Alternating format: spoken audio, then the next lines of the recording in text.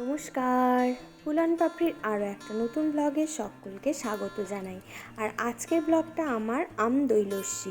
তার জন্য আমি নিয়ে নিয়েছি পাকা আমের টুকরো, আর সেগুলো আমি মিক্সির জারেতে দিয়ে দিয়েছি। ওটাকে আমি একটা পেস্ট বানিয়ে নেব।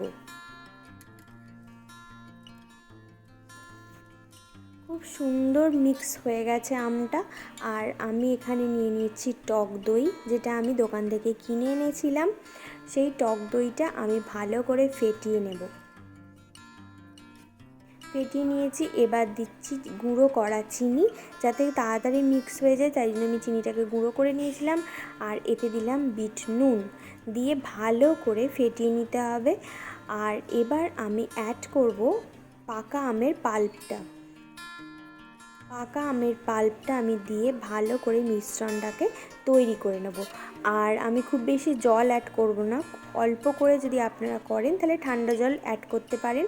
আমি একটু ঘন রাখবো। আর ডোডো যেহেতু আম খায় না, তাই জন্য ডোডোর জন্য দুটো আইসক্রিমের ট্রেতে আমি আইসক্রিম বসিয়ে নিয়েছি। আর এবার আমার আম দই লস্যি রেডি। আর এবার আমি গ্লাসে ঢেলে পরিবেশন করব। তো আজকে আমার ব্লগটা এইটুকুনি। যদি ভালো লাগে অবশ্যই সাবস্ক্রাইব করো। টাটা।